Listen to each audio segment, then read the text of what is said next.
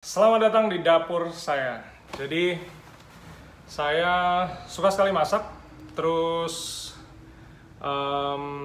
nggak mesti setiap hari, cuman hampir kayak mungkin 2 hari sekali, 3 hari sekali itu pasti masak di dapur buat anak-anak. Karena sebenarnya masak itu bukan serta-merta tentang hemat semata, tapi masak itu bagi saya pribadi itu adalah nutrition balancing. Nah, maka saya kepengen sharing pada teman-teman semua yang juga kebetulan suka masak di dapur, suka menghabiskan waktu dengan mungkin ngelapin kompor, sekedar ngisi air sabun ya untuk cuci piring segala macam. Bahkan di sini saya punya satu meja kecil, kursinya 2, mejanya dari meja jahit bekas ya. Intinya adalah saya sering sekali menghabiskan waktu di dapur untuk sekedar bikin cappuccino, ngopi sama istri saya segala macam. Dan intinya saya akan coba sharing kepada teman-teman semua yang juga suka masak tentang bagaimana cara mengubah foto-foto masakan rumahan menjadi dolar. So stay tuned guys.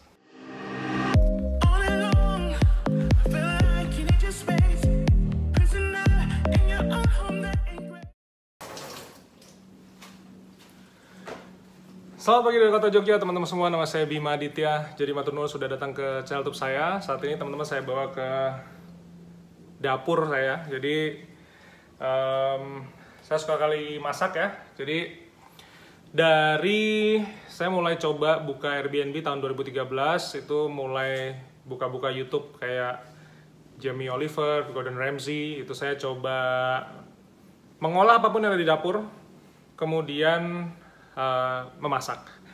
Nah, waktu dulu saya masih kecil, mama saya pernah bilang bahwa yang namanya masak itu bukan kegiatan perempuan, tapi laki-laki itu juga mutlak wajib bisa memasak, karena masak itu basic living skill. Jadi bukan perkara ini pekerjaan laki-laki ataupun perempuan ya, tapi masak itu adalah basic living skill yang wajib dimiliki oleh siapapun kita. Nah, maka di dapur ini saya memasak mulai dari pecel, kemudian sekedar emping dari arisan, kemudian ada juga hotdog. Jadi saya suka sekali western food. Indonesian food baru belajar seperti kayak bikin telur dadar, kemudian bikin ayam ungkep. Nah, ayam ungkep ini yang menurut saya, kalau telur dadar mungkin udah lama ya, cuman ayam ungkep ini kayak satu teknik untuk membumbui ayam yang dulu eyang saya ajarkan. Eyang saya selalu ngomong ayamnya diungkep gitu, cuman saya nggak pernah tahu. Akhirnya saya coba dari mulai masukin bawang merah, miri, merica, bawang putih, apapun semuanya akhirnya saya masak. Awalnya saya berpikir bahwa yang namanya Shutterstock itu hanya mengakomodir foto-foto yang cantik, studio lighting, kayak foto makanan yang ala-ala hotel, ala-ala cafe gitu ya. Tapi ternyata yang saya surprise, saya kaget, bahwa makanan-makanan sederhana kayak tadi saya bilang ada pecel, kemudian hotdog itu kan sebenarnya makanan rumahan ya. Kalau di Amerika sana makanan rumahan, jadi sebenarnya kayak nothing special ya. Kemudian ada pasta, ada kemarin saya bikin apa tuh namanya, padahal cuman goreng kacang, jadi kacang tanah saya goreng. Saya kepengen bikin satu bumbu-bumbu di situ. Kadang bawang goreng juga saya foto ya. Jadi bawang goreng kan kalau di warung tuh mahal. Saya coba bikin bawang goreng, saya rajang, saya kasih garam, kemudian saya goreng. Ini saya mencoba belajar bikin bawang goreng. Nah, buat teman-teman yang lagi suka masak, menghabiskan waktu di dapur, dapur ini adalah sumber rezeki, dapur ini adalah sumber dolar. Jadi habis ini saya akan coba sharingin tentang bagaimana cara merubah foto-foto makanan tadi menjadi dolar. Sekarang kita mulai dengan makanan sederhana yang saya bikin ya. Jadi saya mencoba kemarin membuat sebuah nasi goreng. Cuman nasi gorengnya itu saya mix pakai sosis, pakai telur, pakai potongan wortel. Kemudian saya bikin sushi di tengahnya. Itu susinya juga bukan pakai nori tapi pakai sawi. Fotonya udah laku kejual. Jadi ini cara nulisnya ya. Homemade fusion meal, green rolled sushi and vegetable fried rice on a white round plate. Jadi saya punya piring putih di sini porcelain, itu kemudian saya taruh di piring tersebut dan kemudian saya tata ala-ala restoran, padahal ini sebenarnya adalah masakan rumahan. Dan background kayunya ini adalah background dari figura. Jadi figura ada fotonya, backgroundnya saya balik. Lanjut lagi adalah foto kedua. Jadi kenapa saya sharingin description-nya? Karena description itu adalah satu-satunya cara, selain keyword ya, mungkin ada dua lah ya. Tapi ini description itu adalah cara penting sekali di mana kita bisa membuat foto-foto yang mungkin biasa, mungkin tidak terlihat profesional, mungkin diambil dari ini kalau teman-teman lihat saya punya kayak telenan kayu begini nih, kemarin saya beli harganya 20.000 ya.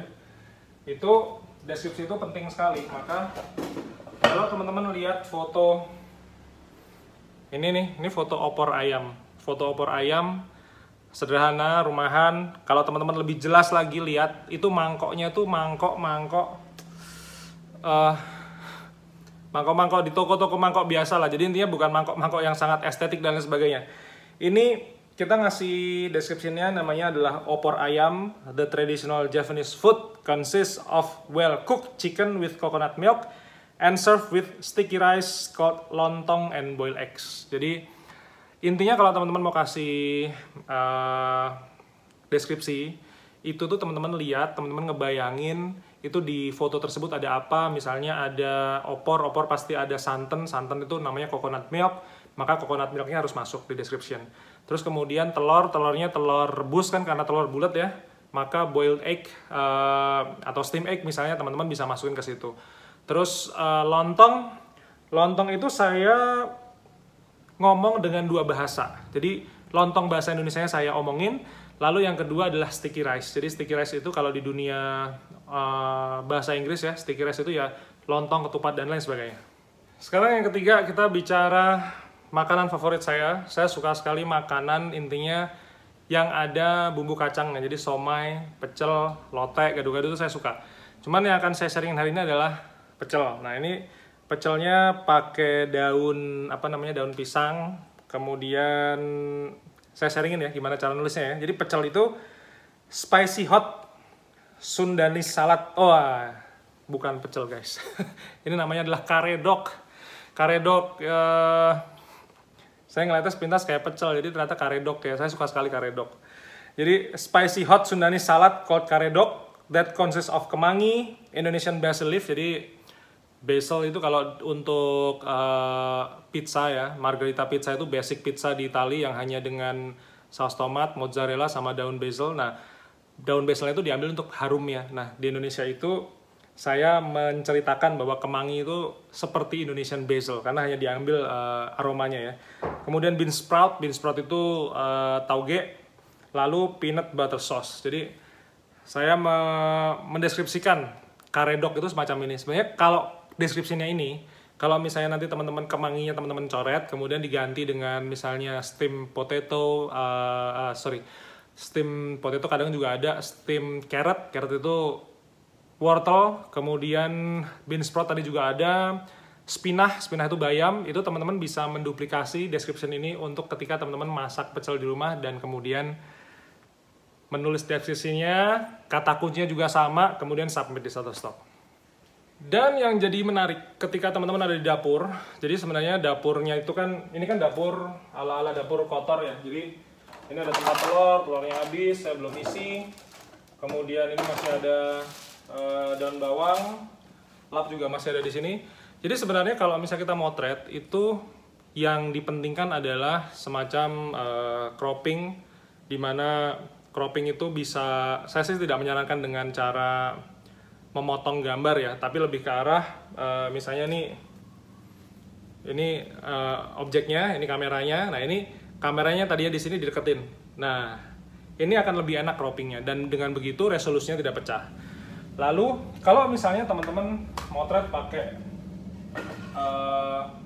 telenan kayu seperti ini, nah ini zoom aja bagian tengahnya sehingga kayak mungkin ini ya di sini ada kayak mungkin udah mulai berjamur ya, ini nggak kelihatan. Kemudian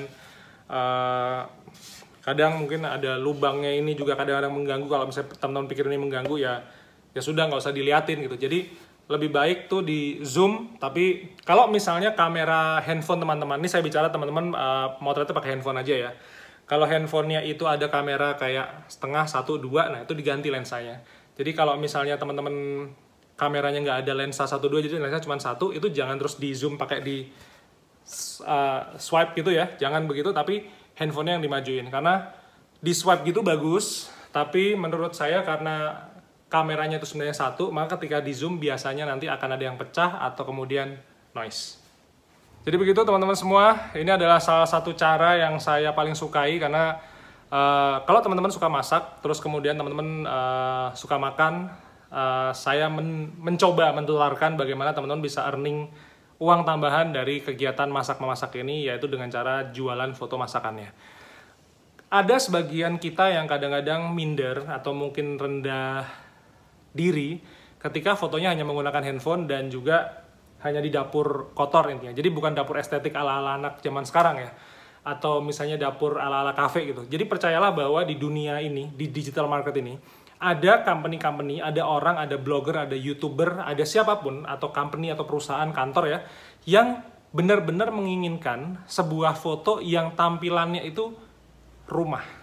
Artinya rumahan. Jadi tidak ada kesan luxury, lightingnya juga sangat sederhana, itu ada demand-nya.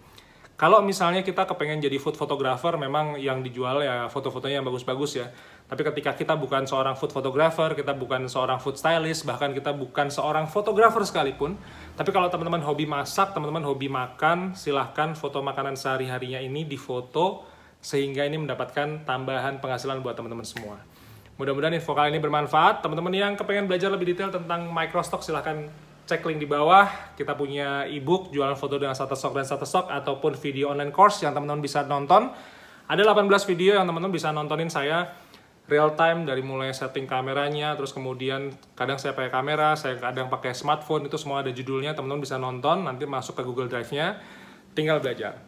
Mudah-mudahan info kali ini bermanfaat. Stay tune, sampai ketemu di video berikutnya besok pagi jam 5. Sukses guys!